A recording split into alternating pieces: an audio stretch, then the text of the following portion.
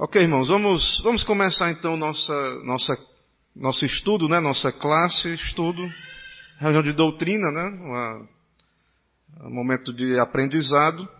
Pedi para a Emerson tirar ali aquele suporte ali de música. Irmãos, eu estou gravando a aula, a gente está sem internet e eu estou usando aqui o 4G. Se engasgar, cair, só estou pelo YouTube também. O pessoal que está acompanhando já fica ciente de que está acontecendo, não é isso? Certo? Então vamos caminhar aqui. Irmãos, vejam, nós vamos começar hoje o estudo do quarto mandamento.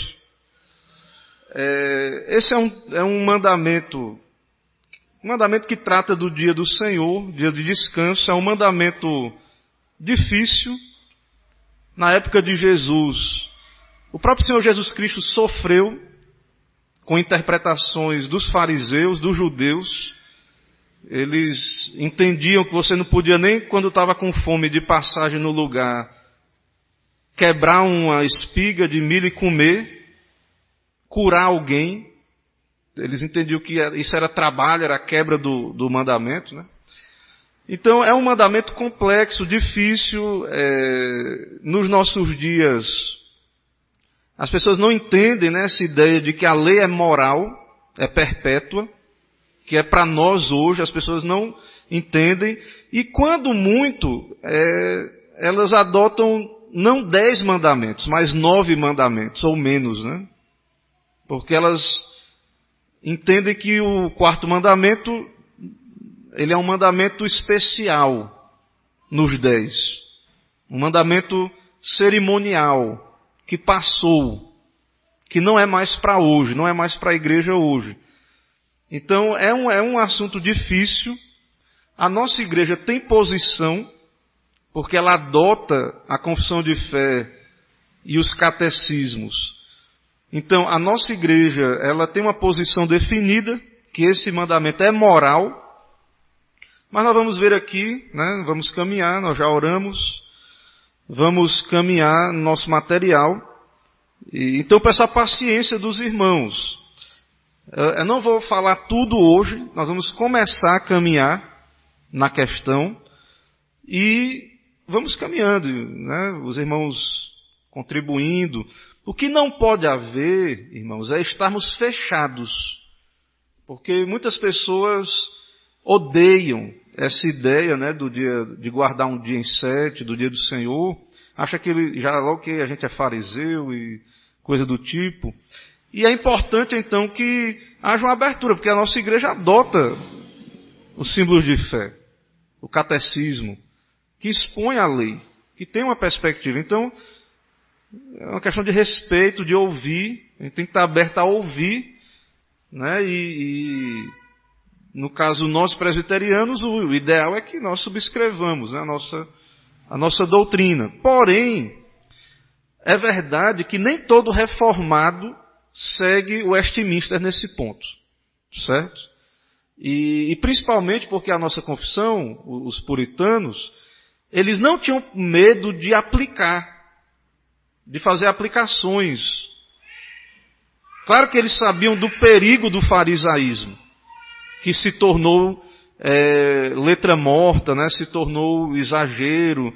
Mas os puritanos, eles são um movimento espiritual, mas também um movimento que também usava a razão, o entendimento, e eles não tinham preocupação de dizer, isso aqui não cabe no dia. Então, para alguns irmãos reformados, isso é ir muito longe, né? Isso aí é problema. Então é importante que a gente tenha paciência, mas que a gente saiba qual é a nossa posição também como cristãos reformados, né, confessionais. Irmãos, pergunta 115 então do catecismo. Eu vou seguir o catecismo, para nós é a melhor ferramenta, é o catecismo, tendo em vista essa divergência de pensamentos. Eu tenho aqui também esse material que eu tenho usado. Né, a gente vai também ler aqui, também pegar algo dele. mas o guia mais seguro, então, é nosso catecismo, né? Para a gente saber pelo menos a nossa posição. Qual é o quarto mandamento? Importante, se você puder guardar os mandamentos, né? Importante. Catecismo incentiva isso, né? Você memorizar. Qual é o quarto mandamento? O quarto mandamento é: lembra-te de santificar o dia de sábado. Trabalharás 6 dias e farás nele tudo o que tens para fazer. O 7º dia, porém, é o sábado do Senhor teu Deus. Não farás nesse dia obra alguma, nem tu, nem o teu filho, nem a tua filha, nem o teu servo, nem a tua serva, nem o teu animal, nem o peregrino que vive das tuas portas para dentro, porque o Senhor fez em 6 dias o céu, a terra, o mar e tudo o que neles há, e descansou ao 7º dia. Por isso o Senhor abençoou o dia 7º e o santificou. Um texto do Antigo Testamento. Então, para muitos já é problemático, né? Um texto do Antigo Testamento, está na lei, está lá em Êxodo 20, que fala então ali no contexto da igreja do Antigo Testamento, aos judeus. Deus então dá esse mandamento que eles deveriam cessar as atividades ordinárias, né, e guardar um dia de descanso solene, um dia de serviço a Deus, né, e que isso incluía toda a sociedade, né? E Deus abençoou aquele dia e santificou. Irmãos, essa ordenança, ela aparece lá em Êxodo 20. Porém, se você é um leitor atento das Escrituras, lá no Gênesis capítulo 2, verso 2 e 3, na criação, lá diz: havendo Deus terminado no dia 7º sua obra que fizera, descansou nesse dia de toda a sua obra que tinha feito, e abençoou o 7º dia e o santificou, porque nele descansou de toda a obra que como Criador fizera. Então, há toda uma teologia em cima da ideia do descanso. Já na criação, não foi com Moisés, Deus descansou no 7º dia e abençoou o dia e o santificou. Certo? Esse dia. Alguns entendem que há um silêncio depois do Gênesis até a lei e que ninguém guardava o dia 7º. Entendem que isso foi uma novidade introduzida por Moisés em Êxodo 20. E entendem que não tem mais nada a ver com o Novo Testamento, porque dizem que é cerimonial. Vão dizer: não, isso é coisa lá do Antigo Testamento, nós estamos na nova aliança, então isso é coisa da antiga, que passou, Cristo cumpriu, para nós era cerimonial. Apocalipse 1:10 no Novo Testamento fala do dia do Senhor. João, o apóstolo João, exilado em Patmos, ele diz, Apocalipse 1:10, achei-me em espírito no dia do Senhor. Esse no dia do Senhor aí é uma evidência no Novo Testamento de que os cristãos chamavam o domingo de o dia do Senhor. É um dia separado para o descanso. E ouvi por detrás de mim grande voz como de trombeta. Apocalipse 1:10. Então nós vamos caminhar nessas questões. São questões que exigem, então, atenção nossa, né? Humildade, sabedoria. Cada um de nós orar sobre essas questões, verificar com a ajuda de Deus, né? Se essas coisas são assim mesmo, de acordo com a Escritura. Então vamos caminhar. Então nós vamos aqui ter uma explicação do quarto mandamento. E o catecismo, ele sempre pergunta assim: o que é que o mandamento exige? O que é que o mandamento proíbe? E ele vai aplicar, certo? Então, eu vou ler aqui, pergunta 116 do Catecismo Maior, diz assim: no quarto mandamento exige-se que todos os homens santifiquem ou guardem santos para Deus todos os tempos estabelecidos que Deus designou em sua palavra, expressamente um dia inteiro em cada 7, que era o 7º desde o princípio do mundo até a ressurreição de Cristo, e o primeiro dia da semana desde então, e há de assim continuar até o fim do mundo, o qual é o sábado cristão e que no Novo Testamento se chama Dia do Senhor. Então os teólogos de Westminster, estudiosos da Bíblia, fazendo as suas exegeses, suas leituras, entenderam que Deus é Senhor para dizer, esse tempo é meu. 6 dias, trabalhe, faça o que quiser. E Deus exige um dia. Como Senhor, Ele tem autoridade para exigir, dizer, não, esse dia é meu, não é seu, não é para você fazer o que você quiser. É para você se deleitar em mim, Deus diz, para você fazer a minha vontade.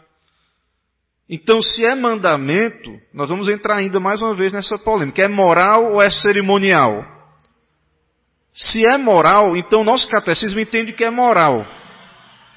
Se é moral, Deus está exigindo o quê?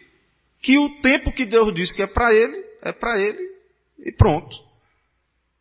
É tempo que é para Deus, designado. E isso, irmãos, para nós, a tradição reformada é importante, porque a igreja e o pastor não têm autoridade para designar o tempo que é da sua vida, que é de Deus, não, entendeu?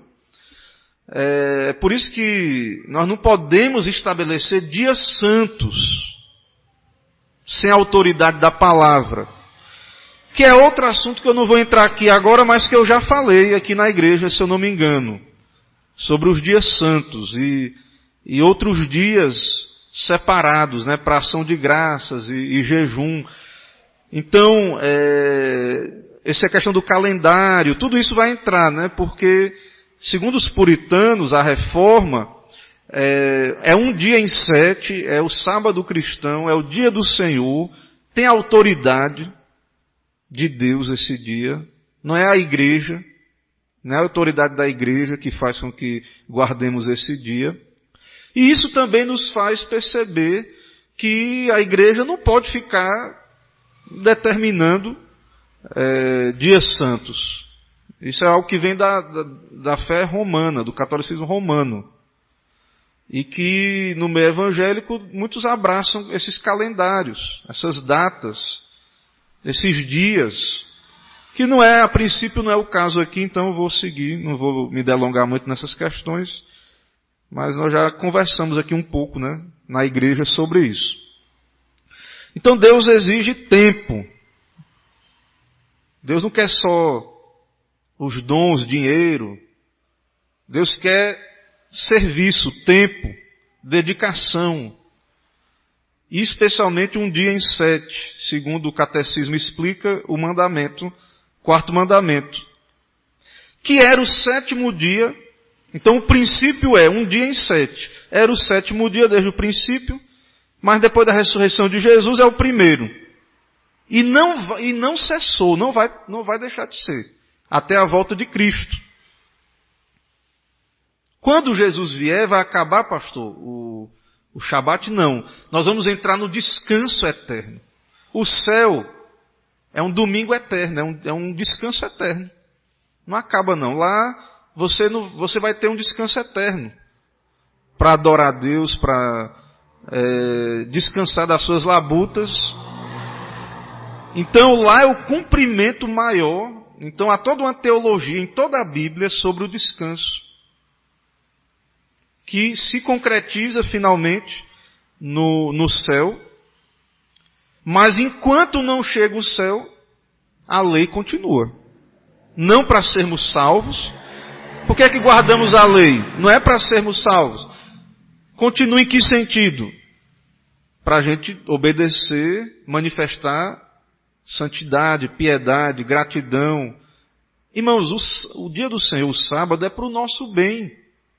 Os fariseus erraram, porque eles tornaram fardo o Shabat. Mas o dia do Senhor é o dia de libertação, de salvação. No Antigo Testamento, lembrava a saída do Êxodo, também em certo sentido. No Novo Testamento é o dia do Senhor, o Senhor ressuscitou. Temos vida, estamos livres para cultuar, para celebrar, para buscar ao Senhor, para servir ao Senhor e não o dinheiro, e não outras coisas. Então, essa coisa de considerar o dia do Senhor como fardo, está muito de uma leitura errada, porque nunca foi assim. Isso foi interpretação, uma deturpação de interpretação dos fariseus, que tornaram o Shabat algo legalista, moralista. Isso foi um equívoco. E muitas pessoas hoje olham da mesma maneira para a ideia de que o domingo é de Deus.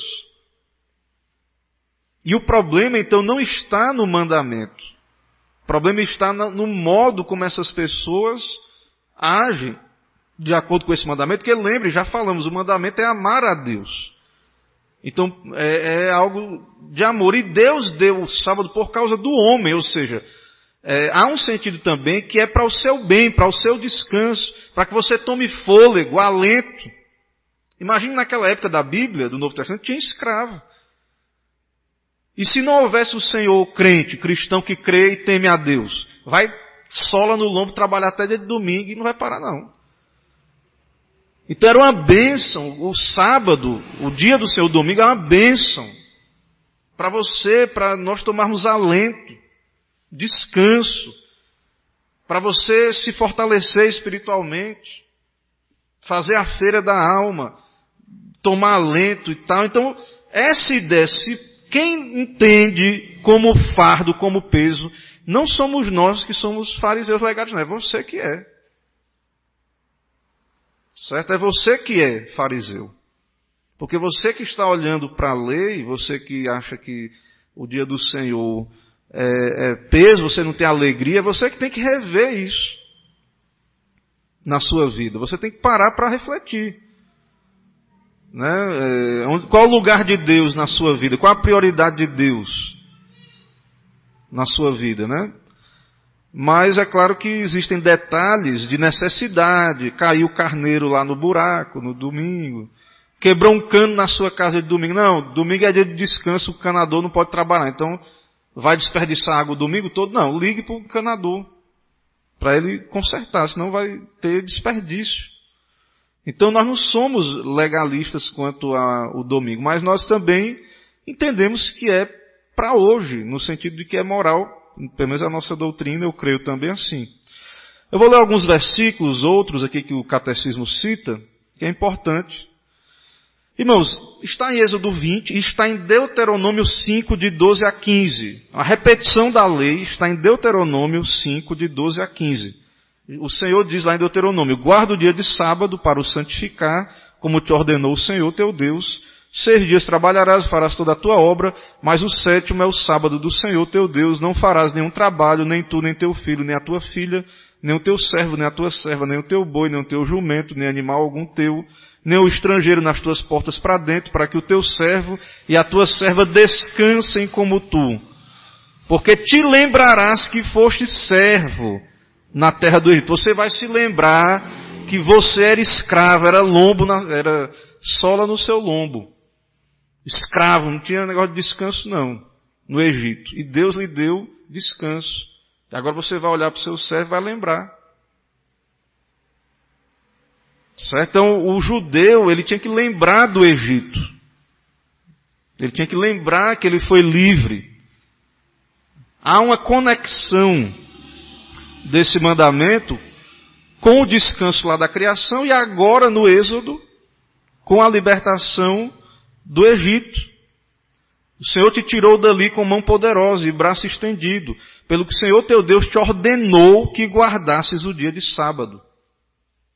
É mandamento, é ordem, né? Segundo lemos aí. 1 Coríntios 16:1 é um texto citado que nos mostra que no Novo Testamento o povo, há um elemento de culto acontecendo no domingo, que é o primeiro dia, mostrando a transição que há implícito no Novo Testamento, não está explícito. Não há um texto explícito assim no Novo Testamento, dizendo, guardarás o domingo. Mas está implícito. Você pode deduzir da leitura do Novo Testamento que houve uma transição. 1 Coríntios 16:1, quanto à coleta para os santos, fazei vós também como ordenei às igrejas da Galácia. No primeiro dia da semana, cada um de vós ponha de parte em casa conforme a sua prosperidade e vá juntando para que não se façam coletas quando eu for. Então a coleta ali é algo que acontece, é como se fosse o ofertório, digamos assim, no dia do culto.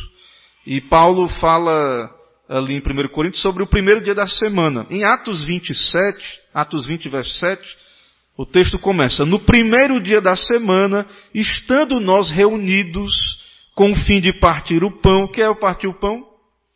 Sacramento, ceia do Senhor. Paulo, que devia seguir viagem no dia imediato, exortava-os e prolongou o discurso até a meia-noite. Então, está implícito, está acontecendo ali, no Novo Testamento, elementos de culto, que o culto é, qual é o dia do culto? Até, irmãos, no Antigo Testamento, Jesus ia no sábado para a sinagoga. O dia do culto, o dia especial de descanso espiritual, é o dia do Senhor, que no Antigo Testamento era o Shabat judeu, e no Novo é o domingo. E nesse dia do Senhor, desde o Antigo Testamento, era o dia que o povo buscava de modo especial a Deus, indo para o lugar de culto, indo ouvir a pregação. Esse era o dia. Então agora no Novo Testamento há evidências de que esse dia está no primeiro, porque o povo acha que segunda-feira é o primeiro dia, mas na verdade domingo é o primeiro dia da semana. É porque o pessoal entende o sábado é o fim de semana. Sexta-feira chega ali, é o fim de semana, o sábado é o último dia, domingo é o primeiro dia. Segunda é o primeiro dia de atividades nossas semanais. Mas o primeiro dia nós começamos a semana buscando a Deus, servindo a Deus, dedicando tempo a Deus. Então domingo é o primeiro dia. Certo? Então as pessoas estão perdidas, porque elas não têm contato com a fé cristã e às vezes não sabe, não lembra disso. Irmãos, tem um texto que a confissão cita, que para nós é importante nesse momento, que é Mateus 5, 17 a 18, no Sermão do Monte, Inclusive a próxima passagem, com a graça de Deus, iremos pregar. Mateus 5, 17 a 18, Jesus diz: não penseis que vim revogar a lei ou os profetas. Não vim para revogar, vim para cumprir. Porque em verdade vos digo que até que o céu e a terra passe, nenhum dia ou um tio jamais passará da lei até que tudo se cumpra. Aquele, pois, que violar um desses mandamentos, posto que dos menores e assim ensinar os homens, será considerado o mínimo no reino dos céus. Aquele, porém, que os observar e ensinar, esse será considerado grande no reino dos céus. Porque vos digo que se a vossa justiça não excederem muito a dos escribas e fariseus, jamais entrareis no reino dos céus. Então, Jesus disse que não veio revogar a lei. A lei, ela permanece. Certo? Ela não vai passar até que tudo se cumpra. A necessidade da lei. Eu vou trabalhar esse texto domingo, se Deus permitir. Então, vamos ficar atentos, orem por mim, para que a gente consiga esclarecer aí nessa passagem. Mas a ideia que o catecismo cita, a ideia é mostrar a perpetuidade da lei. Continua, é perpétua, continua, vale, tem valor. Que o pessoal entende que Jesus acabou a lei. Não, ele veio cumprir a lei e há um sentido em que ela permanece. Isaías 56, 2: bem-aventurado o homem que faz isto, e o filho do homem que nisto se firma, que se guarda de profanar o sábado e guarda a sua mão de cometer algum mal. Então, a ideia de que quebrar o dia do Senhor era uma profanação. E Deus continua, Isaías 56, 4. Assim diz o Senhor: aos eunucos que guardam os meus sábados, escolhem aquilo que me agrada e abraçam a minha aliança. Então, o dia do Senhor, o sábado é por causa do homem. Mas não é por causa do homem, você diz assim, para você fazer o que quiser. o que é o principal para o homem? Deus. Então o sábado é por causa do homem. Para quê? Para o homem buscar Deus. Agradar a Deus. O que é que agrada a Deus no domingo? Eu tenho que fazer o quê? Aí, pelo menos assim, deve ser consenso que é o dia do culto. Né? Pelo menos é claro, a partir das escrituras, da história, da tradição, que uma coisa a gente não pode discordar entre nós, né? Não deveríamos, pelo menos, que esse é o dia de cultuarmos a Deus, buscarmos ouvir a voz de Deus na palavra. Aos estrangeiros, Isaías 56, 6 e 7. Aos estrangeiros que se chegam ao Senhor para o servirem, para amarem o nome do Senhor, sendo deste modo seus servos, todos que guardam o sábado, não profanando e abraçam a minha aliança. Mas veja que ele está falando, guardar a lei, o sábado, e guardar a aliança. Também os levarei ao meu santo monte e os alegrarei na minha casa de oração, os seus holocaustos, seus sacrifícios serão aceitos no meu altar, porque a minha casa será chamada casa de oração para todos os povos. Então, veja as conexões aí.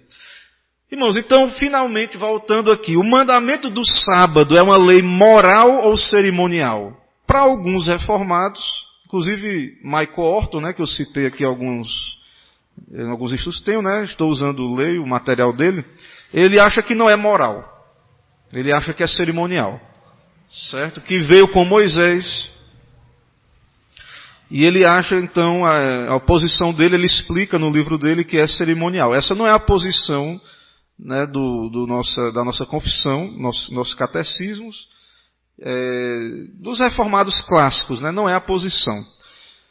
Mas a resposta aqui de Gerhard dos Vos, por exemplo, o mandamento para se guardar o sábado semanal é uma lei moral. Se é cerimonial, então não é mais para nós.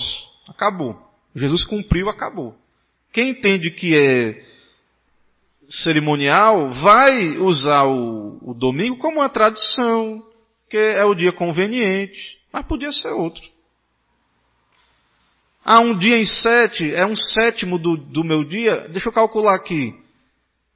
Divide 24 horas aí por 7, dá 3 horas e 40 minutos, então eu vou guardar durante a semana, todo dia eu guardar 4 horas de relógio aí para Deus, pronto, guardei um dia para Deus em 7. Não. O mandamento, a ideia reformada aqui, confessional, é que Deus quer um dia mesmo. E que Ele disse o dia, que era no Antigo Testamento o sábado e no Novo vai ser o domingo. Como é que a gente prova que esse mandamento é moral? Então veja que o comentarista aqui ele vai tentar provar que é moral. Por que ele está fazendo isso? Porque tem muita gente que diz que não é. Que não são 10 mandamentos mais para nós, são 9. Se o quarto mandamento, irmãos, acho que ele vai argumentar aqui, né? Se não é moral, né? Se não são 10, ou se é, mas não é para nós hoje, então assim, não matar continua? Não adulterar continua? Se continua, por que não continua o do tempo? Então ele vai argumentar aqui que o sábado, o quarto mandamento menciona o fato de que o sábado se originou não do tempo de Moisés, mas na criação. Então, o argumento daqueles que dizem que é moral é que a base não está em Moisés, do mandamento. Quando Deus criou o mundo, Ele estabeleceu o descanso, Ele descansou. Irmãos, dentro da teologia do descanso, pode haver continuidade e descontinuidade, aplicações que só no Novo Testamento a gente vai entender melhor, mas não anula o fato de que Deus descansou, de que houve um descanso, e que deu a entender, fica claro que o homem, né, ficou como para o homem, como um modelo ali para o homem. Então, o argumento daqueles que seguem a interpretação de que é moral, diz, não, está lá, é a mesma coisa, é outra questão que eu não vou discutir muito aqui, mas é a mesma ideia do dízimo, que o pessoal diz que é cerimonial, e o pessoal que é a favor do dízimo vai dizer, não, antes de Moisés, veja lá que Abraão dizimou para Melquisedeque, Jacó, os patriarcas dizimaram, quem foi que mandou eles dizimar? Onde é que está a lei dizendo? Mas eles fizeram. Então, existe possibilidade, base para entender que mesmo que não há nada expresso, que o povo da aliança guardava esse mandamento. Mas não tem nada lá dizendo diretamente. Sim, mas... ou por causa das sombras, né, das trevas, houve uma tolerância, né, como no caso da poligamia, que não é o ideal, mas alguma coisa aconteceu. Mas o fato é que quem entende que é moral estava lá no Gênesis. Voltou com Moisés e continua. Porque é moral, né? Então mesmo Jesus tendo cumprido, não passou. O mandamento do sábado é parte dos 10 mandamentos, e por se encontrar no contexto das leis morais, que tem que ser considerado também como uma lei moral. Seria muito estranho se os 10 mandamentos fossem constituídos de 9 preceitos, 9 leis permanentes de validade, e uma lei de validade temporária. Então, colocar um mandamento cerimonial dentro do moral seria estranho. O argumento é que seria estranho, seria uma coisa fora da curva, né? E que Deus teria colocado ali. Os 10 mandamentos formam um todo, uma síntese da lei moral de Deus. Se o mandamento do sábado não fosse uma lei moral, essa unidade seria quebrada. Então, quem entende que é cerimonial, entende que se cumpriu e que não é moral. Então, não são 10 mandamentos. Tem que abraçar essa ideia. Os 10 mandamentos então, não são 10, são 9, né? Assim como o resto dos 10 mandamentos, o mandamento do sábado não foi escrito sobre material perecível, mas nas tábuas de pedra. Então toda aquela simbologia da lei, o quarto mandamento está lá no meio. Todas as partes da lei cerimonial foram cumpridas no tempo da crucificação. Se o sábado fosse uma lei cerimonial, ele também teria passado e não teria validade permanente, mas temporária. Mas ele foi gravado na pedra e tal, então o argumento dele é que ele está lá com os 10, né? O argumento é esse. Então, agora sim, irmãos, veja a dificuldade. Se é moral, se você concordar que é moral, então é universal a aplicação do mandamento. Não é só para a igreja, não é só para judeu. É a lei de Deus para a humanidade. Porque não matarás não é só para crente. Não matarás é para todo mundo. Não adulterar. Pastor, mas na cultura tal era normal o cara ceder a mulher para o outro, esquentar o outro. Está errado. Mas ele nunca ouviu. A lei, não adulterarás, é um mandamento de Deus, não tem nada a ver. Se nunca o pessoal sabia que eles estavam nas trevas do paganismo, o mandamento eles perderam por causa da queda, por causa da apostasia do homem, né? Juízo de Deus, e permaneceram nas trevas por muito tempo. Então, se você concordar que é moral, então você vai também ter que entender que é para todos.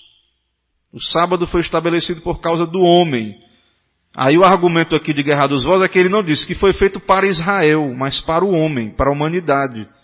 Então, se você crê nisso, o sábado, ou o Shabat, ou o dia do Senhor, não é só para uma classe de homens. E dentro do Shabat, a ideia é assim, do estrangeiro, do teu animal, etc. Há uma ideia lá de que não é só para o judeu. Se você voltar lá e ler depois o mandamento, você vai perceber isso. Que há pelo menos dentro do contexto da teocracia.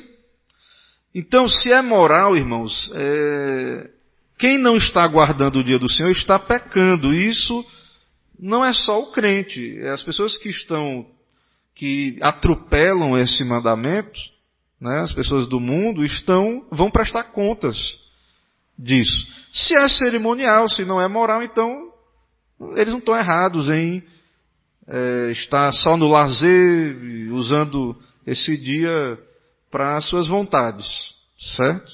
Então, quem não crê que é moral vai ter que admitir, né, que o mundo está certo em não buscar Deus no dia do Senhor. Né? Como nós entendemos que é moral, entendemos que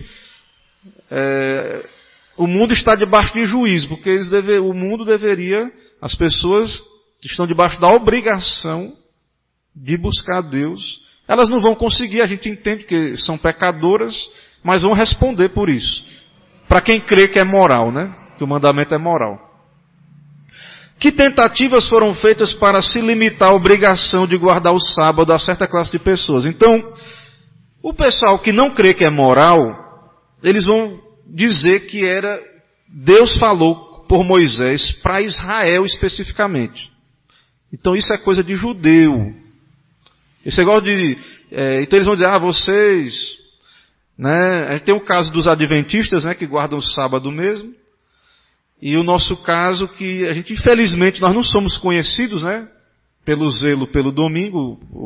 Os presbiterianos, a igreja presbiteriana, ela não abraça a confessionalidade nesse sentido, então acaba não sendo a marca distintiva do presbiteriano, né? Nós não somos conhecidos, né, como adventista porque briga pelo o dia feliz, né? Porque o adventista, sábado é o dia feliz, ninguém tasca deles, né? O sábado deles, ninguém toma não. O dia feliz deles lá. Até já comentei na outra igreja que eu passei, teve um reality show aí daquela modelo Ana Hickman, que era um negócio, eu vi rapidamente, eu não acompanho o reality show não, porque eu não acompanho essas coisas, mas eu vi um take lá, porque me chamou a atenção, por causa da situação, né? Tinha um adventista lá dentro da casa, do reality show. Não sei se quem viu isso aqui. Aí, essa modelo, ela era adventista, ela foi criada na igreja adventista, aí ela cresceu, o pai dela, ensinando, esse é o dia feliz, é o sábado, o dia do Senhor. Aí dentro da casa do reality show tinha festa no sábado. E ela ficava no quarto lá, ficou escanteada, chorando.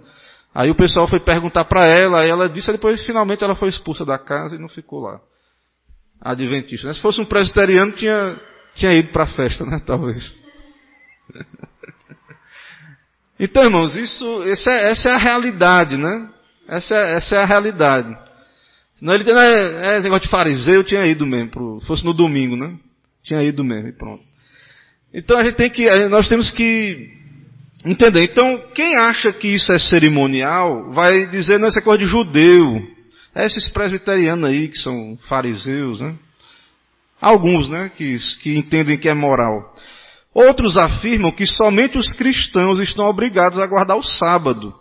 E aqueles que não professam a Cristo não precisam guardar. Então, alguns entendem que é você que é crente, que está obrigado e pronto.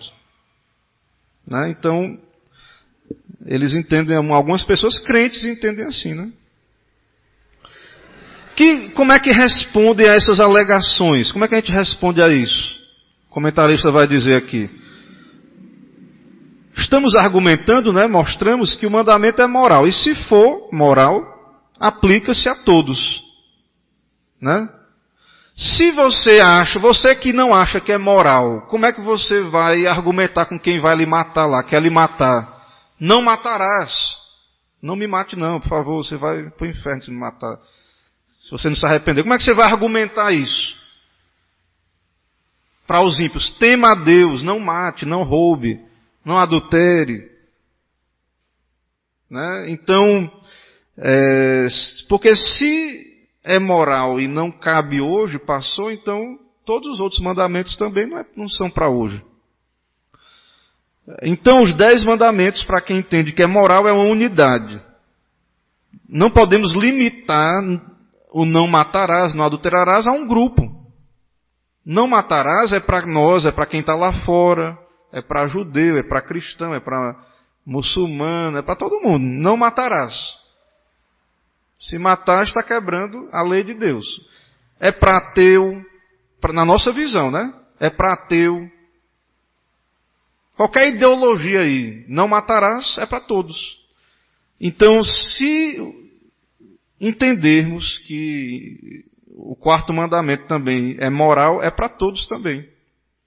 Nós não podemos escolher quais os mandamentos queremos seguir. Nós não podemos escolher, é o que Jesus diz. Aquele que deturpar esses mandamentos, né? Ele diz lá nós vamos ver, né, no Sermão do Monte, ele vai dizer lá no Sermão da Montanha, ele vai dizer o seguinte: aquele que violar um desses mandamentos, posto que dos menores, e ensinar aos homens, será considerado mínimo no reino dos céus. Aquele, porém, que os observar e ensinar, será considerado grande no reino dos céus. Porque se a vossa justiça não exceder em muito a dos escribas e fariseus, jamais entrareis no reino dos céus. Então, o que é esse exceder a justiça dos escribas e fariseus? É fazer... Porque o fariseu, irmãos, ele era muito justo. E Jesus está dizendo, tem que ser o crente, o santo, o eleito, o salvo.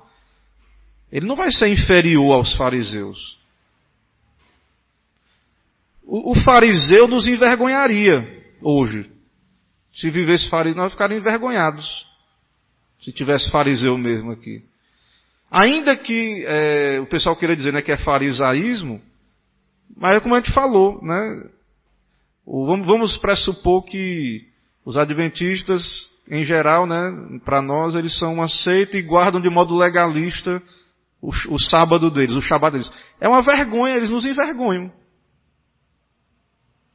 Porque eles são fiéis, eles estão dispostos a sofrer, a ser perseguidos, rejeitados, perder emprego, pela fé deles, por aquilo que eles acreditam. E nós não. Então, será que a nossa justiça excede a dos escribas e fariseus? Nós temos que parar para pensar, né, nessas coisas. Certo? Então, a gente deveria talvez tapar a boca, né, quando fala dos fariseus. Que os fariseus, a gente vê que Jesus criticava os fariseus, porque de fato eles não eram pessoas regeneradas, não tinham evidências mas eram pessoas altamente zelosas, e Paulo fala disso. É um zelo sem entendimento, né? Mas talvez a gente esteja mais longe ainda, porque se a gente nem crê que os mandamentos, a lei de Deus, então a gente é antinomista, a gente é pior do que os fariseus. Antinomista. Antinomismo é dizer, não, a lei não é para o crente. Então como é que eu vou exceder a justiça dos fariseus sendo antinomista? Né? Então, é para refletir, né? Pensarmos. Certo? Então, qual é o princípio do sábado? O princípio do sábado é de um dia em 7. Então, irmãos, o espírito por que não é mais o Shabat, como os adventistas insistem? Porque a confissão, o catecismo, nós entendemos como reformados, que o espírito da lei é um dia em 7. E que Deus disse que era o sábado, no Antigo Testamento, e ele diz agora que é o domingo. Então, nós continuamos sendo fiéis quando guardamos o domingo. Porque nós estamos seguindo o princípio e obedecendo o dia que Deus orienta. Certo? Então, à luz da Escritura, à luz de versículos que mostram que houve uma transição para o domingo, há uma continuidade, uma descontinuidade, descontinuou o que era o sábado, mas continuou o princípio, e continua agora sendo o domingo. No céu, não vai ser mais um dia, vai ser sempre, mas continua o princípio do Shabat, vai continuar, que é o descanso das nossas obras para Deus. Então, mesmo nesse clima de continuidade e descontinuidade, nós entendemos então que o princípio, a teologia, né, por trás do Shabat, a gente deve considerá-la. Esse autor aqui, pelo que eu entendi, eu tenho que dar uma lida novamente, ele vai entender isso aí, ele vai entender o seguinte, que continua, mas tinha coisas no Shabat do judeu que era sombra. Ele vai continuar, mas vai ter uma aplicação mais profunda. Então ele vai ter uma continuidade, uma descontinuidade mais grave. Então ele vai... Esse autor aqui, ele não é presbiteriano, ele é da Reforma Continental. Mas é interessante a visão dele. Eu vou continuar lendo e tentando trazer para os irmãos essa ideia. Então ele olha ali para Hebreus, que diz que ainda resta um descanso para o povo de Deus, né? Então, de certo modo, ele diz assim, de certo modo Jesus cumpriu, mas de certo modo continua. Mas não como a sombra, mas agora como uma novidade da nova aliança. Então, ele tem uma quebra maior, né, de continuidade, descontinuidade, diferente talvez dos puritanos. Os puritanos são muito diretos, praticamente, você lê o catecismo aqui, é mais ou menos, continua, né, aqui já ele parece dizer que tem algumas nuances aí que tem que ser notadas.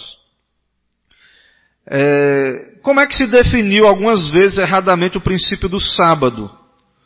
Então alguns definem, né, que o princípio é que se deve consagrar o sétimo do nosso tempo para Deus. Né, 1 hora em cada 7, ou 1 ano em cada 7. Se você não entender que é um dia em 7, se alguém chegar assim para você e dizer assim, eu vou guardar um 7º ano sabático. A cada 7 anos eu vou guardar um para Deus, um ano todo. Você não vai ter como dizer que é errado, se você não crê que o princípio é um dia em 7. Ou então, eu vou guardar um 7º, cada 7 horas eu separo uma de tempo. Então, a ideia é que é um dia inteiro, certo? A ideia do princípio. O 4º mandamento exige que se guarde o 7º dia da semana, ou sábado, como o sábado cristão. É o 7º dia? Não. Para nós não é o 7º dia. Isso era no Velho Testamento. Então há descontinuidade nesse ponto. Né? Ele ordena que se trabalhe 6 dias, mas não especifica o dia que se deve começar. O 4º mandamento exige que guarde como sábado o 7º dia depois de 6 dias de labor. Né? E nós entendemos que Deus fixou o domingo. Certo? Então, quando nós guardamos o domingo, está dentro do princípio de um dia em 7. Trabalha 6 dias, guarda 1. Está dentro do princípio. Né? Então, o adventista vai brigar pelo sábado, pelo 7º dia. Igreja Adventista do 7º dia. Né? E nós poderíamos ser Igreja Presbiteriana do 1º dia. Né? Nós somos a igreja, deveria ser a Igreja Presbiteriana do 1º dia. Então, eles são do 7º dia, a gente é do 1º, pronto. Né? Porém, nós não devemos ser, o princípio. Né? Então, como eles se apegam à letra, não ao princípio, eles vão dizer que é o 7º mesmo, e que todo mundo está errado. Né? Os crentes na história toda estão errados. Por que é que o sábado do Velho Testamento era no 7º dia? Por causa da criação, etc. Já falou, né? Ele vai falar aqui, mas já falamos. Era uma lembrança da criação, né? E etc. Por que é que o sábado cristão é no 1º dia agora, no Novo Testamento? É o 1º dia. Porque Cristo ressuscitou no 1º dia. Há textos no Novo Testamento que dão a entender que é o 1º dia. Né? A tradição da igreja ali, dos apóstolos, tradição apostólica. Certo? Então, é uma nova criação. Irmãos, a ressurreição, a morte e a ressurreição de Jesus é uma nova criação. Então, nós celebramos isso no domingo. A obra da redenção. O judeu lembrava o quê? A criação. Nós também lembramos a criação. Mas, de modo especial, nós lembramos a ressurreição. Quem mudou o dia? Cristo mudou o dia. Ao cumprir a sua grande obra de redenção, causou o fechamento da velha dispensação, né, e abriu a nova dispensação. Então, há continuidade e descontinuidade entre o Antigo e o Novo Testamento. Há uma mudança de dispensação. Mas há coisas que continuam. O princípio continua. A ideia nossa presbiteriana do batismo no lugar da circuncisão, da ceia ceia do Senhor no lugar da Páscoa, é a ideia de continuidade e descontinuidade. O nosso Senhor foi crucificado no 6º dia, sepultado ao entardecer do 6º dia, ficou no 7º dia na sepultura, ressurgiu no 1º dia. Assim ele levou consigo para a sepultura o sábado do 7º dia e deixou lá, e ao ressurgir ele trouxe o sábado no Novo Testamento. Então, há um sentido, e aqui esse autor também concorda com isso. Então, o nosso sábado, nosso dia do Senhor, ele é diferente, em certo sentido. Ele é uma continuidade, mas há uma descontinuidade. Né? Então, talvez seja aí o lugar onde os reformados devam dialogar, né? Em que sentido é diferente? Em que sentido é igual? Não, na minha opinião, né? Não dizer que é cerimonial e pronto. Sair pela tangente, né? Na minha opinião. Com respeito, né? Claro que eu quero crer que se um teólogo como Michael Horton chegou numa posição dessa, ele tem os seus motivos, né? Ele tem a sua leitura bíblica, a sua exegese. Mas eu acho mais uma saída pela tangente, né? Em certo sentido. Porque eu acho forte os argumentos a favor da moralidade, né, desse mandamento. Não foi Constantino, o imperador romano, que mudou. Rapaz, tem muita gente que só sabe dizer isso. Foi Constantino que criou o domingo, né? Constantino, Deus usou ele na história. Tem debates, né, se ele era crente ou se não era crente. Mas o fato é que ele promulgou um decreto determinando a observância civil do primeiro dia da semana. Segundo Gerhardus Voss, ele proibiu as cortes de justiça de funcionar nesse dia e que os soldados se abstivessem dos seus exercícios. Não quer dizer, irmãos, que todo mundo no Império Romano virou presbiteriano, não. E parou de trabalhar. Não quer dizer isso, né? É uma coisa, é lei. É como a gente está pregando aqui no Sermão do Monte. O que muda as pessoas não é lá na Câmara o pessoal votar que igreja é serviço essencial, não. Os crentes continuam achando que não é. Pode ir lá o vereador que não é crente lutar para dizer que a igreja é essencial. Os crentes continuam dizendo que não é essencial. Muitos deles vão continuar. Então, o que muda o coração, a reforma, a mudança não é lá o Constantino, imperador mudar leis. Não, o que vai mudar é o evangelho, é a pregação, é a igreja, é a função da igreja pregar e convencer os pecadores, né? Então, Constantino fez lá o seu papel de imperador, estabeleceu o dia do domingo. Contudo, a guarda do primeiro dia da semana é bem anterior ao dia de Constantino. Aí, como é questão de história, é narrativa. Aí uns vão dizer que não tem evidência, que o povo guardava o domingo no 2º século. Aí, você já sabe, história é assim. Um conta uma história, outro conta outra história, e tem essa dificuldade. Porque quando a gente sai do Novo Testamento, entra em tradição, que não é inspirada. Para nós, o que é inspirado é o cânon, é o que está no Novo Testamento. Saiu disso, a gente vai ter essas divergências aí, fica difícil, né? Mas, segundo Gerhardus Voss, antes de Constantino, já tinha, sim, evidências de guarda do domingo. Eu creio que na Bíblia tem base para isso.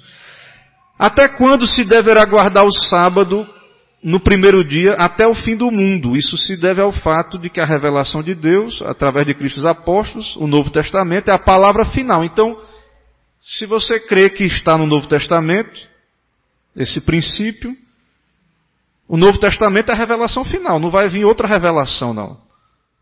Não vai aparecer nenhum outro profeta dizendo, não guardareis mais, agora é a terça. Agora o dia é a sexta-feira. Não vai mais acontecer isso. Então o Novo Testamento encerra. A igreja não teria autoridade, não tem, segundo a nossa visão, de ficar mudando o dia. Então há um silêncio sobre isso e não esperamos outra mudança mais. Então até Jesus voltar domingo, para quem crê, né? Nós cremos, domingo é o dia do Senhor. E o céu vai ser o dia do Senhor eterno. O sábado será observado no céu? Sim. Né? Mas não como agora. Que lá é diferente, né? Lá você não vai ter mais que bater o ponto aí, né? Carteira assinada. Lá você vai servir a Deus eternamente. Então, é um sábado infindável, né? Maravilha. As Escrituras ensinam que não existirá templo no céu, não tem que ir para a igreja mais. Se você que está cansado de ir para a igreja, vir para a igreja domingo, que é difícil, não se preocupe. Né? No céu não vai ter mais o templo, né? No caso, a gente não crê que aqui é um templo, mas é o lugar de reunião. Então não vai precisar mais a gente se deslocar. Lá no céu não vai ter mais esse lugar. Todo ele nós vamos ser, né? Cristo vai estar ali. Não haverá necessidade de Bíblia. O crente que não gosta de ler a Bíblia, né? Então vá se preparando aí, que lá no céu você vai estar livre desse fardo, né? Que você que não gosta quando o pastor diz, está lendo a Bíblia, está fazendo devocional, fique tranquilo. E lá no céu não tem mais Bíblia, porque você vai ver Deus face a face. No céu não vai ter mais cansaço, nem momentos necessários, momentos especiais de descanso. Não tem mais, você não vai mais ficar cansado. Né? A gente cansa, né? Cansa, irmãos, né? O cansaço não é só físico, né? Cansa, o desgaste. Lidar com gente, lidar com certas... Cansa, você vai cansando. Né? Aí, para nós, o domingo é um dia de descanso também, das atividades. Mas no céu não precisa mais. Porque você nunca vai cansar mais do irmão, né? O irmão não vai mais ser um fardo para você. Certo? Então, você não vai mais ter cansaço. Você vai trabalhar e não vai mais trabalhar assim, né? Em tese não vai ter um trabalho assim, mas você vai servir a Deus e não vai mais se cansar. Então, é verdade que o sábado existia antes da queda do homem. E por isso, o total livramento do pecado não significa que o sábado tem que passar. A Escritura informa que ainda resta um descanso sabático para o povo de Deus. Hebreus 4:9. Então, Hebreus tem um livro do pastor Richard Baxter chamado O Descanso Eterno dos Santos. Baxter estava prestes a morrer, ele escreveu esse livro, ele está falando do céu, né? Então, há um sábado eterno. Então o princípio se cumpre plenamente lá, né? Então o descanso eterno, então mesmo o nosso domingo, irmãos, ele é uma sombra, é um tipo ainda desse lugar eterno, desse descanso eterno. Onde você vai estar fazendo o que lá? Servindo a Deus. Né? A gente não sabe como é exatamente isso, mas é um descanso. No inferno, o povo vai estar lá trabalhando sem descanso nenhum. Né? Imagine quando você está cansado e não pode descansar, né? Fazendo um exercício físico e não pode parar. Está doendo ali, não, continua. Não tem descanso, bora, continue aí, não tem hora de descanso não. Então, isso aí é a figura do inferno. Já o céu não, é um lugar de descanso. Isso é o descanso do sábado eterno. Então, o sábado que foi instituído na criação não será abolido, mas cumprido no descanso sabático eternal dos remidos de Deus. Então, quem crê na abolição do cerimonial, né, não sei se eu tenho que dar uma olhadinha melhor, né, no que Orton diz. Mas, assim, o argumento é que vai continuar, só vai ter esse cumprimento ainda pleno, né, mas continua hoje e vai continuar. Que discordâncias há entre os cristãos sobre a obrigação de guardar o sábado? Alguns dizem que a obrigação limita-se aos judeus, ou aos não limita-se aos judeus ou aos cristãos. Né? Aqueles que dizem isso, que não se aplica aos cristãos, fazem distinção entre o sábado e o dia do Senhor e afirmam que o dia do Senhor não tem nenhum vínculo com o quarto mandamento. Há também grandes diferenças sobre como o sábado deve ser observado. É óbvio que se deve definir primeiro se o sábado deve ou não ser guardado, antes de discutir como fazer. Então, a gente vai entrar em detalhes como é que, se a Bíblia diz, né, se há alguma expectativa de como fazer. Mas o primeiro, irmão, você tem que orar e pensar. É para guardar ou não é para guardar? Né? É bíblico ou não é bíblico? Porque tudo que não é feito com fé é pecado, né? Você tem que fazer... crer, não é tradição, não é porque a igreja diz. Você tem que ir à Escritura, orar, considerar essas coisas. É importante a igreja ensinar a obrigação de observar o sábado? Sábado aqui, irmãos, é o domingo, viu? É o Shabat. É importante, com certeza.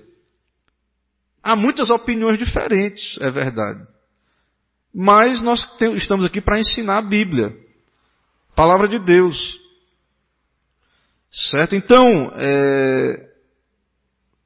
mas ninguém guarda, pastor. Nenhum evangélico está guardando isso aí. Isso é coisa antiquada, retrógrada, do passado. Irmãos, nós não moldamos nossa prática se tem gente fazendo ou não. A gente olha para a Escritura. Certo? Ah, mas tem gente muito piedosa que não guarda. E a questão dele com Deus, né? Se ele não guarda e é uma pessoa fiel em outros sentidos, pode ser que seja um crente autêntico, mas é uma questão de consciência dessa pessoa com Deus. Certo? Muitos cristãos fervorosos, né, não pensam como nós e continuam sendo crentes. Ok? Vai acontecer isso, né? Mas nós que, se cremos que é moral, nós devemos ser instruídos pelo padrão da nossa igreja e olhar para a Bíblia. O padrão não é um crente piedoso A ou B. Ah, mas pastor tal que passou aqui, não estou dizendo que estou dando um exemplo, viu? Pastor tal que era muito piedoso, passou, nunca ensinou isso. Nunca disse nada. Alguns argumentam assim. Isso não é base para definirmos a questão. Irmãos, dúvidas, eu encerro aqui. Acho que o tempo... Diga-me, irmã Bia, pode mandar a pergunta aí.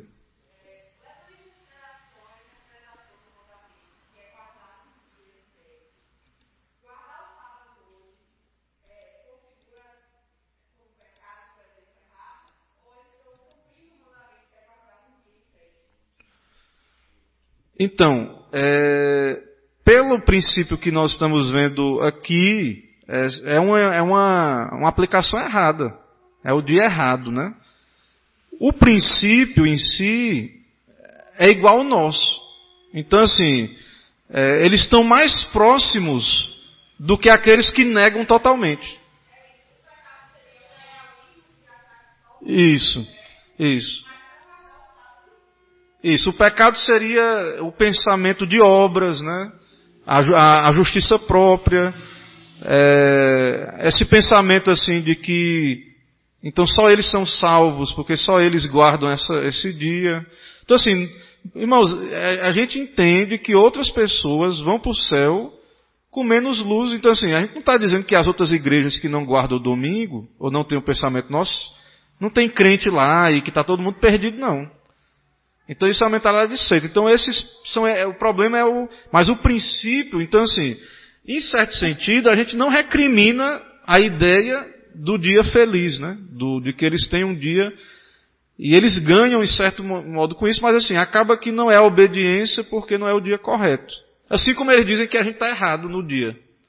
Talvez se você argumentar com um adventista, explicar que a gente entende igual a Bíblia diz, a guarda que era do sábado, ele vai dizer, é assim mesmo, então, ok, só falta mudar o dia para eles, né?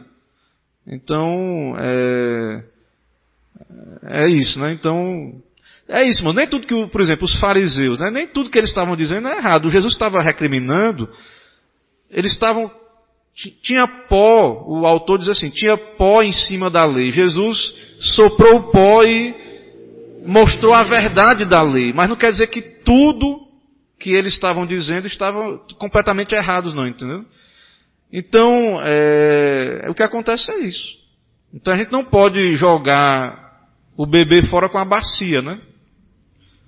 Por causa do erro de alguns legalistas, muita gente acha que vai para o outro extremo, que não tem necessidade nenhuma de estar guardando a lei de Deus.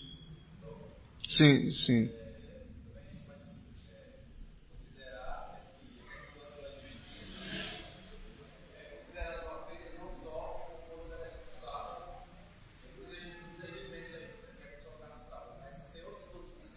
profecias, né? Livros que acrescentam a Bíblia, Ellen White, que é tratada como profeta, não é só escritura. Por isso que não é uma igreja... Muita gente, irmãos, hoje confunde e acha que é isso que faz com que eles não sejam evangélicos, no sentido desse movimento que se identifique como uma igreja evangélica. Não é que a gente queira, questão pessoal, tirar eles, não, mas muita gente que está na igreja adventista, às vezes até se considera evangélico, às vezes pensa em vir para a nossa igreja, mas eu fico pensando, mas como é que vai ser? Porque a gente não entende. O nosso dia é o domingo. E respondendo Bia, complementando a resposta para Bia, o que acontece é o seguinte: tecnicamente a igreja às vezes não está ensinada e não está pronta para isso, mas tecnicamente o que vamos ver aqui mais na frente é que a negligência do domingo, as pessoas que não vêm para a igreja e não têm motivos para não vir, doença, grupo de risco, tá, pandemia, tem medo de morrer, alguma coisa assim, tecnicamente é quebra de mandamento, não é questão administrativa. Não tem nós vamos ver mais na frente que existem profissões, situações que justificam a pessoa não vir para a igreja. Doença, a pessoa que tem da área de saúde, que está de plantão, ou um policial, alguém... você está viajando, você não vai comer no restaurante? Não, coma. Ah, mas vai ter alguém trabalhando. Sim, mas você está de passagem. Então é o discípulo quebrando a espiga e comendo ali. Então, mas assim, sem motivo nenhum, a questão não é administrativa. Muitas vezes na igreja presbiteriana tem aquelas pessoas que somem da igreja sem motivo. E o conselho, às vezes, exclui administrativamente. Só que se nós cremos que é moral o mandamento, é questão também de disciplina. A pessoa está em pecado. Se ela... Só que assim, irmãos, como é que a gente vai cobrar uma coisa que as pessoas não foram ensinadas? Não é isso? Muita gente é recebido na nossa igreja, e às vezes o conselho tem que estar atento e perguntar: como é que você vê o dia do Senhor? Como é que você entende a questão do domingo? Só que muita gente, para ser recebido, dá uma de calango, né? Você sabe calango é aquele lagartixa, né? Calango, ele vive assim, né? O calango, balançando a cabeça, né? Muita gente, para entrar na igreja, na hora da sabatina, né, tudo que pergunta é. Aí, na semana depois, pronto, já some da igreja, porque está com o nome no hall da igreja. Você não está na igreja, não vem no culto para agradar pastor, para irmão. É mandamento do Senhor, dia do Senhor. Entendeu? E não estar vindo, não tem justificativa, pode passar a semana orando. Você pode passar a semana orando, jejuando, no monte. Se você não estiver na igreja no domingo sem motivo, não é questão, irmãos, se você crê que é moral, né? Eu creio. É uma questão de mandamento.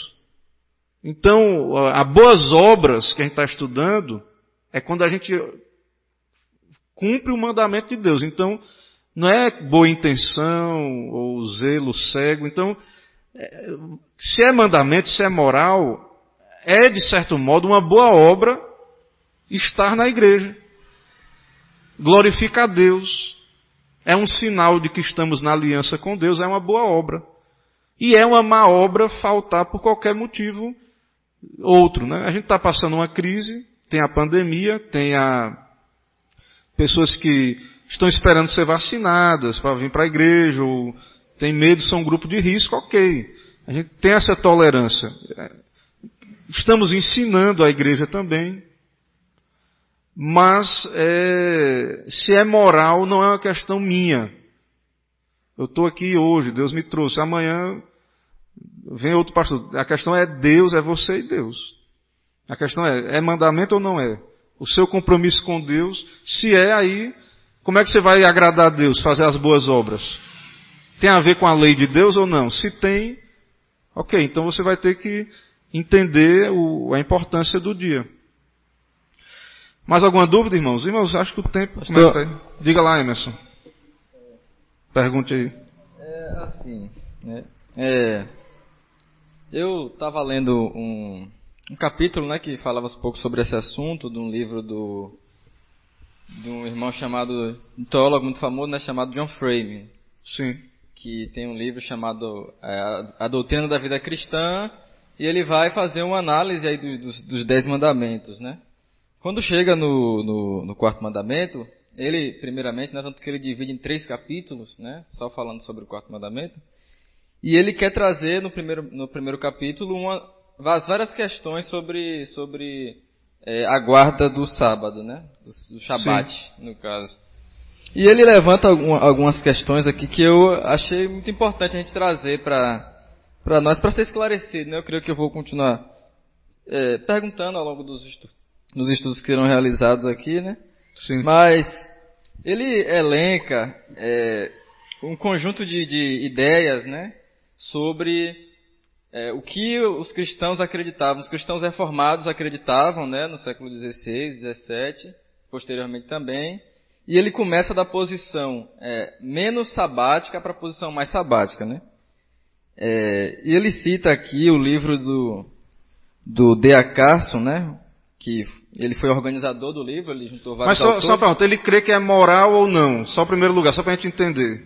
Você vai ler aí o primeiro ponto. Ele vai explicar isso na segunda parte, né? No segundo capítulo falando sobre. Ele vai falar sobre a teologia do sábado, né?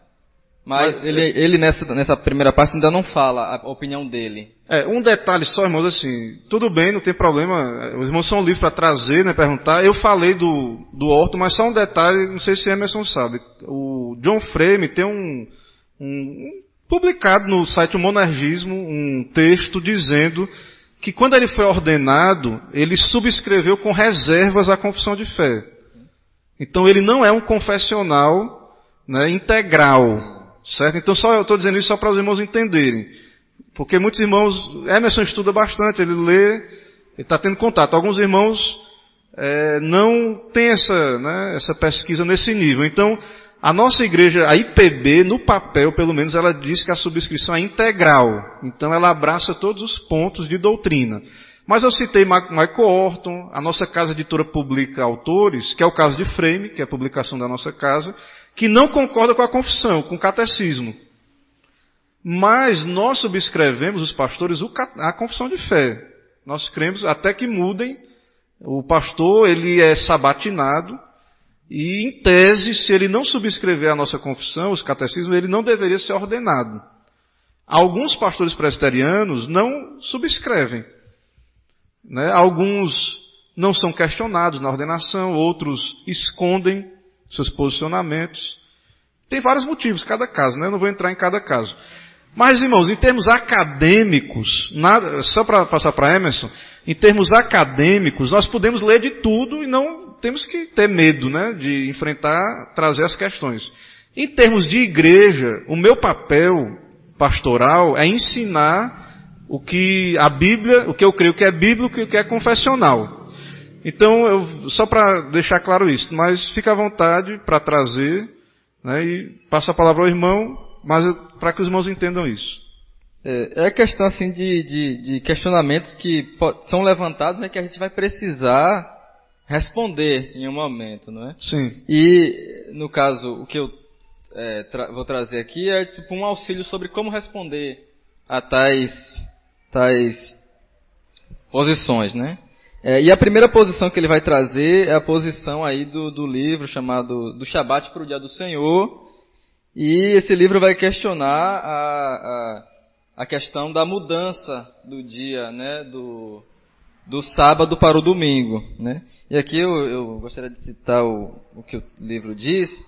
Ele fala assim: em primeiro lugar, isso é o D.A. Carson falando, não estamos convencidos de que o Novo Testamento desenvolve, sem qualquer ambiguidade, uma teologia da transferência do sábado para o domingo, de acordo com o qual o Shabat é transferido do 7º para o primeiro dia da semana.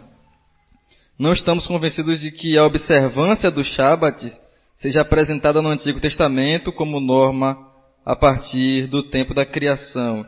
E também não estamos convencidos de que o Novo Testamento desenvolve padrões de concordância e discordância com base em distinções morais, civis e cerimoniais, né? Então ele está querendo fugir, né, dessa questão aí. Cremos que apesar de o culto dominical ter surgido no tempo do Novo Testamento, não era considerado um Shabat cristão, né?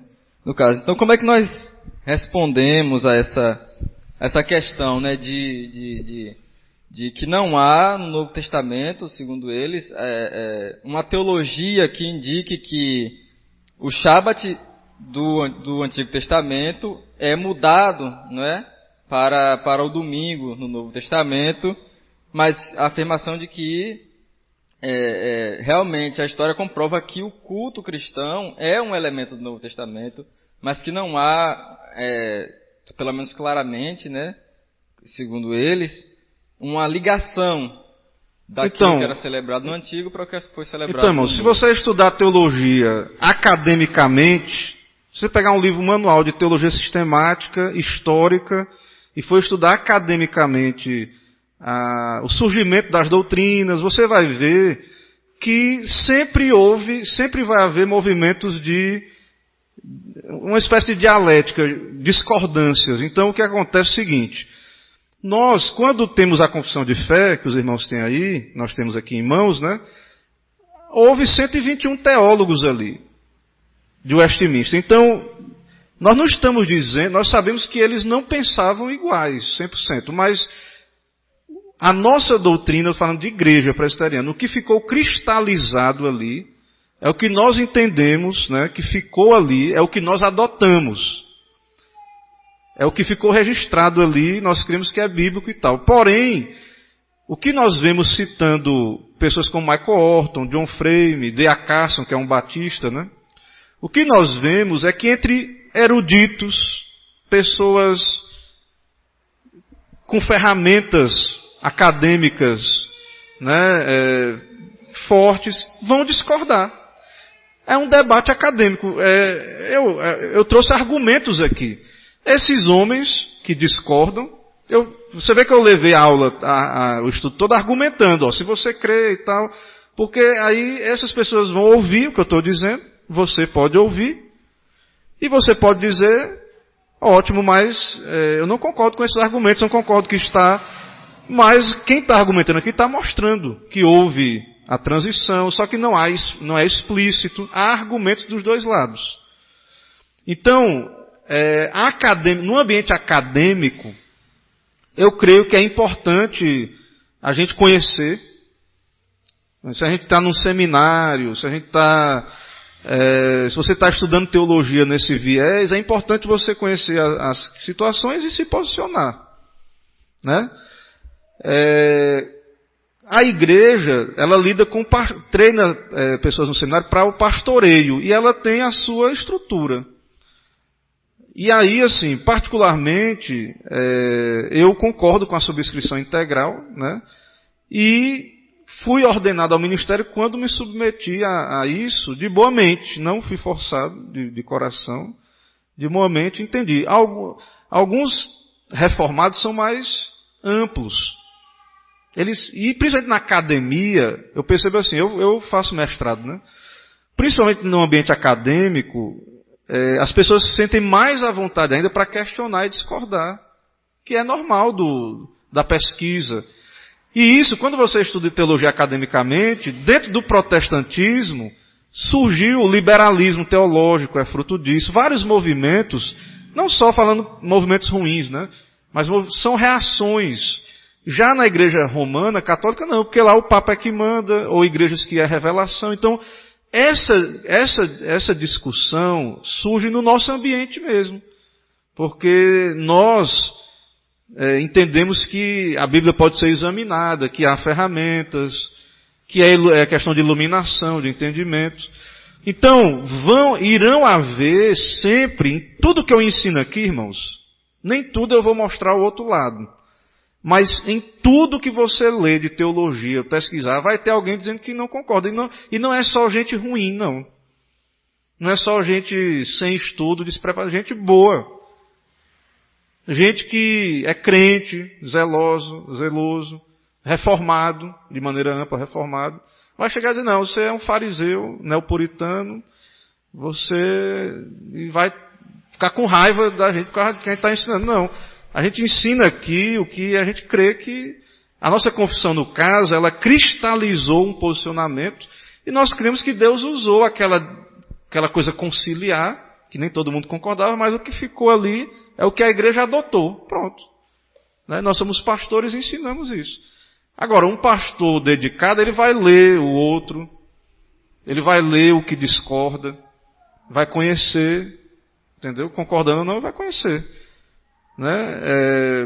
Quem discorda aí, os pastores bons, reformados que discordam da subscrição integral, lutem lá no Supremo Concílio, para que a subscrição seja ampla. Vão lá, entrem com documento. No Supremo Concílio, vê lá, pode ser que a igreja mude. Fique mais maleável, talvez seja melhor para a igreja. Né? Quem sabe, né? Então, a igreja está nessa situação, né? A nossa igreja tem muitas pessoas que seguem John Frame, dentro da IPB, seguem D.A. Carson, mas na hora que ele foi ordenado, ele fez um juramento, um voto, né? E não foi nesse sentido aí. Aí o pessoal vai dizer que está colocando acima da Bíblia, né? E vai ter toda essa discussão aí, dizer que a gente está idolatrando a confissão. É difícil discutir, porque às vezes isso vira sentimental, né? Polariza, né? As pessoas não tratam, né, da maneira... Fica, às vezes, com disputas, né? Então, assim, academicamente, a gente tem que estar aberto a ouvir os lados, né? Então, a gente está aberto, sim, a ler. Eu tenho o livro, eu tenho as obras de John Frame. Eu comprei o pacote Logos, do Logos, que veio todas as obras da cultura cristã dele. Veio esse material do Michael Horton, né? Então, não tem problema nenhum. Sim.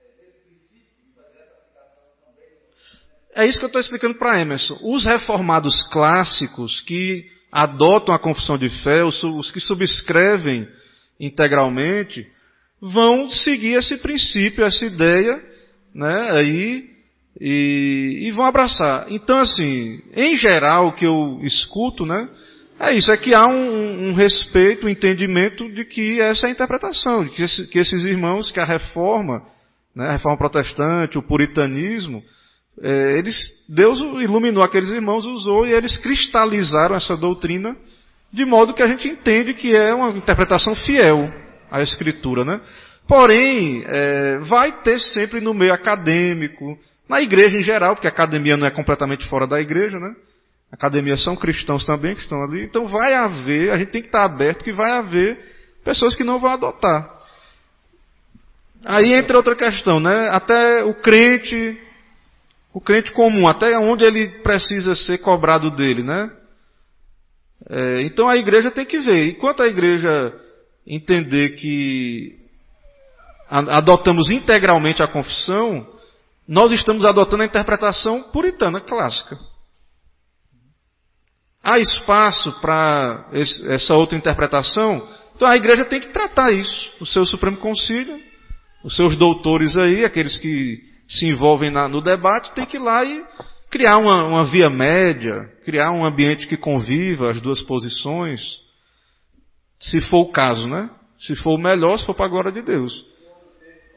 Mas a interpretação atual, que a gente segue é essa aí, é que entende o quê? Que essa é a interpretação correta, fiel, que está lá desde o princípio, que a gente deve seguir isso.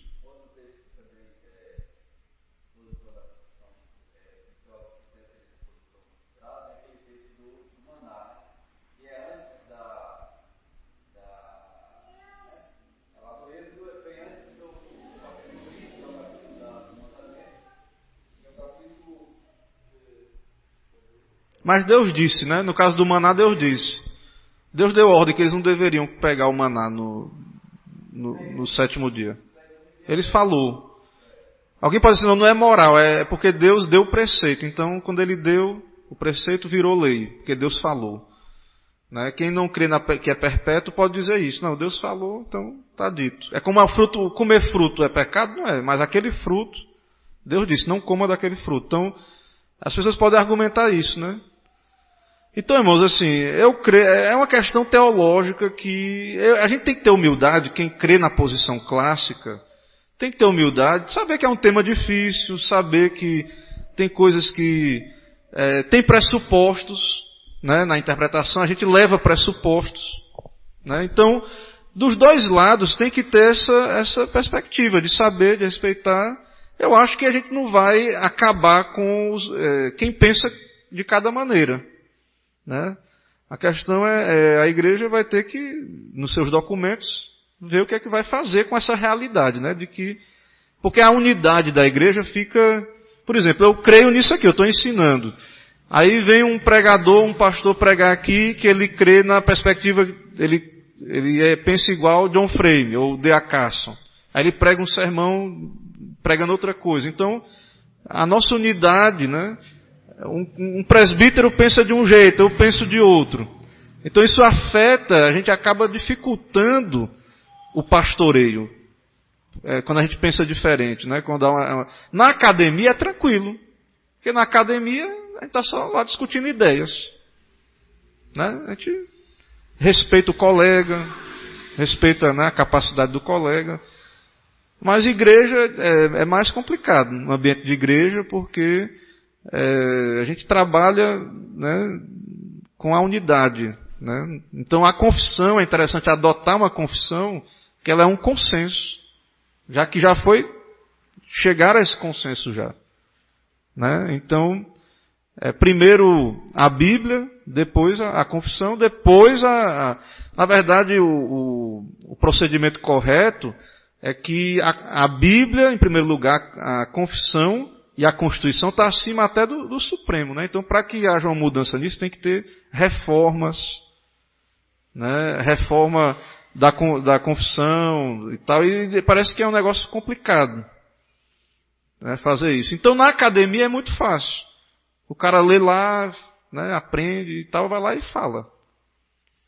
Mas na igreja, no ambiente eclesiástico, a gente tem mais dificuldade com isso, né? Pastor, sim. Realmente, né, eu acredito que a subscrição confessional ela é muito importante dentro do ambiente de igreja, né, principalmente para os seus oficiais, né, porque, como o senhor falou, fica muito difícil, né, você tem uma igreja que tem presbíteros que discordem do pastor em questão de doutrina. Né? Imagina aí, um sobe no púlpito para pregar uma coisa, outro sobe para pregar outra. Né? Desfaz, né? Desfazendo daquilo. Né? Mas eu acho importante, né, que até para a tarefa de pastoreio, né, que se traga a questão polêmica, que se exponha, né, a visão contrária de forma clara, né, para que os próprios fiéis que subscrevem a certa confissão, ou como nós, a Confissão de Fé de Westminster, né, esteja pronto a responder. Né? Porque trazer questão polêmica, ela serve para nos ajudar na apologética, né, na defesa do que a gente crê. Né? Eu não estou me negando, né, a responder, né? Eu estou sendo bem tranquilo, respondendo tranquilamente. Porém, assim, você tem que entender que também vai ter irmãos, aí que entra a unidade, né, na irmandade, que não vão chegar nesse padrão, nesse nível acadêmico. Você tem que entender isso. Tem pessoas que são simples, que elas, assim, não vão. Agora, assim, às vezes, talvez, seja uma classe com os líderes ou com os presbíteros, mas, assim, eu não acho que nada que eu aprenda, ou que eu estudei no seminário, ou que eu leia, eu não possa falar aqui. Entendeu? Não acho que nada. Eu acho que, agora, assim, às vezes você fala isso, mas às vezes a igreja começa a achar que não é o lugar para o pastor aqui, quando ele começa a fazer isso. Muita gente começa, não, esse pastor ele não é para estar aqui não, ele tem que ir para o seminário. Entendeu? Então assim, a gente lida com essas contradições, entendeu? Porque um quer levar lá o mais profundo possível, mas aí os outros começam a achar que isso é escolasticismo, é frio. Não, a gente quer evangelizar, fazer outras coisas. Então, se a gente quer pastor, eu estou à disposição da igreja, entendeu? Quiser, a gente mergulha aí, como um professor meu dizia, nas águas profundas, né? Mas aí tem que ver se a igreja vai querer isso, né? Se os irmãos querem isso mesmo. Certo? Porque às vezes assim, a igreja ela não é isso que ela está procurando, né? Num pastor. Então assim, eu estou à disposição dos irmãos, né? Estou estudando, estou me dedicando para a gente poder responder.